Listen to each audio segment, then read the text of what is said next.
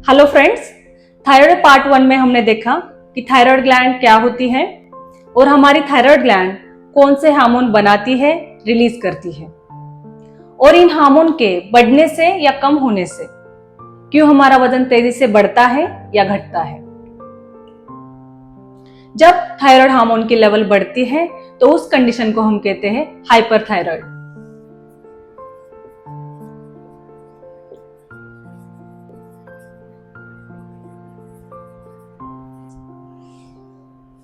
और जब thyroid hormone की लेवल कम होती है तो उस कंडीशन को हम कहते हैं हाइपोथायराइड।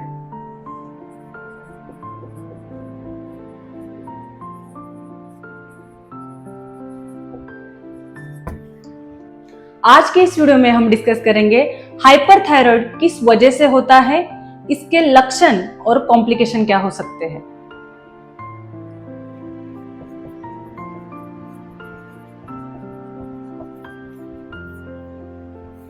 हाइपरथायराइड होने की सबसे पहली और सबसे कॉमन वजह है ग्रेव्स डिसीज।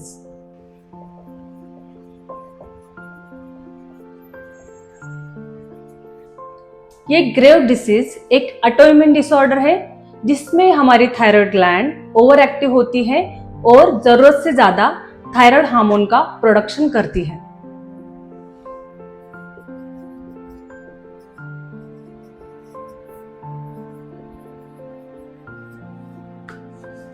अब ये ऑटोइम्यून डिसीज क्या है? हमारी बॉडी में नॉर्मली एक इम्यून सिस्टम होता है।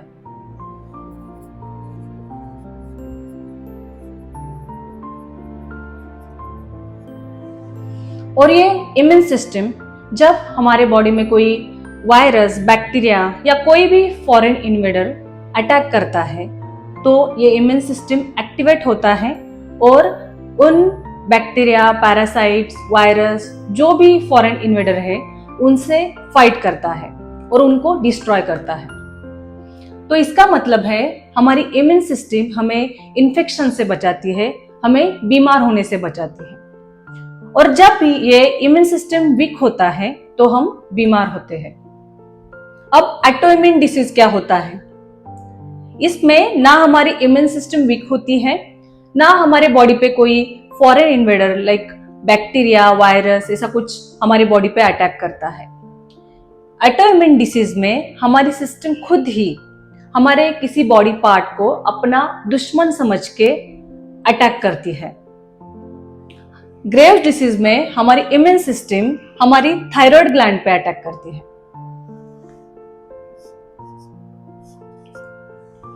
और इस वजह से हमारी थायराइड ग्लैंड ओवर एक्टिव होती है और T3 और T4 का लेवल बढ़ता है। और इस कंडीशन को हम कहते हैं ग्रेव्स डिसीज। ग्रेव एक साइंटिस्ट का नाम है जिन्होंने इस कंडीशन को सबसे पहले इलाबोरेट किया था। इसके बाद दूसरा रीजन है हाइपरथायराइड का, वो है थायराइड नोड्यूल। ये थायराइड नोड्यूल एक गार्ड जैसा होता है, एक ओवरग्रोथ होती है थायराइड में।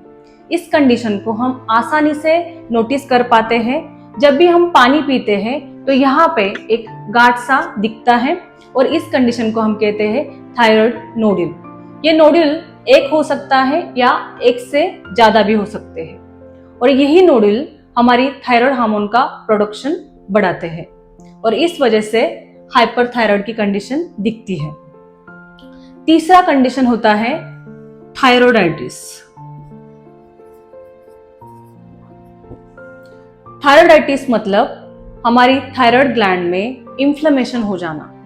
थायराइड ग्लैंड को सूजन हो सकता है, थायराइड ग्लैंड में पेन हो सकता है। इन्फेक्शन की वजह से थायरोइडाइटिस होता है। कभी कभी पोस्टपार्टम यानी डिलीवरी के बाद महिलाओं में भी थायरोइडाइटिस की कंडीशन दिखती है और इस कंडीशन में भी थायराइड हार्मोन का रिलीज ज्यादा होता है, प्रोडक्शन ज्यादा होता है।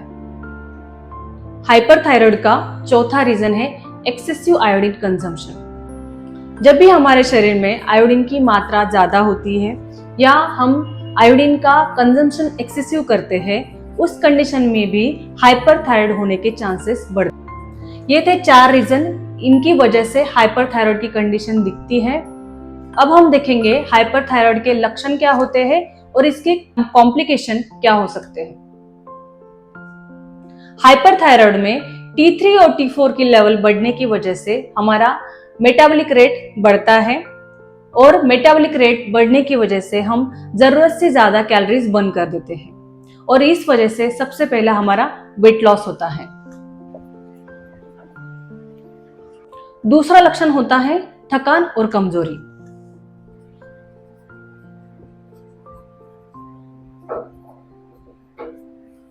वेट लॉस की वजह से इन लोगों में न्यूट्रिशनल डेफिशिएंसी होती है और इस वजह से इन लोगों में थकान और कमजोरी की समस्या भी कॉमनली दिखाई देती है।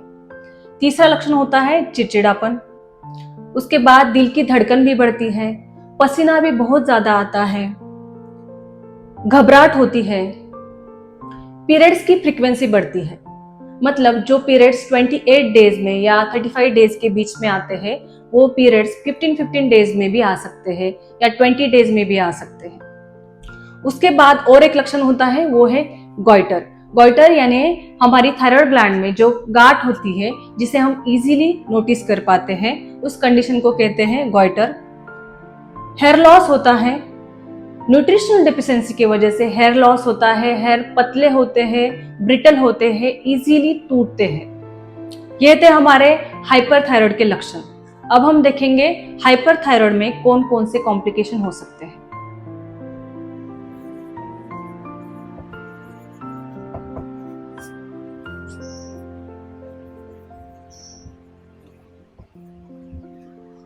सबसे पहला कॉम्प्लिकेशन होता है हार्ट प्रॉब्लम।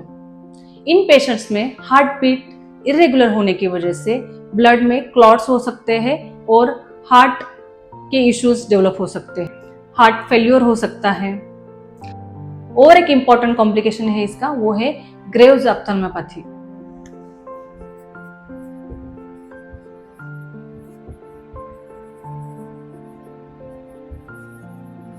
इस कंडीशन में पेशेंट्स की आंखों में प्रॉब्लम होती है, आंखों में ड्राइनेस होता है, आंखें रोशनी सह नहीं पाती, डबल विजन होता है, मतलब एक एक चीज दो दो दिखाई देती है, और आईज बल्जिंग होती है, मतलब आई बॉल्स बाहर प्रोट्रूड होती है, बाहर आती है। अगर इस कंडीशन का सही समय पे इलाज किया तो ये कंडीशन रिवर्स भी हो सकती है, नहीं तो इस कंडीशन में विजन लॉस भी हो सकता है। ये थे हमारे हाइपरथायराइड के दो इंपॉर्टेंट कॉम्प्लिकेशन। आपको इन कॉम्प्लिकेशंस को सुन के डरना बिल्कुल भी नहीं है। अगर आपको ये कॉम्प्लिकेशंस पता होंगे, अगर आपको लक्षण पता होंगे, तो आप आपके प्रॉब्लम्स सही समय पर नोटिस कर पाओगे और सही समय पर सही इलाज कर पाओगे। हाइपरथायराइड का ट्रीटमेंट पार्ट क्या होता है, इसमें डाइट क्या लेना चाहिए, ये भी हम डिस्कस करेंगे, लेकिन अगले वीडियो में।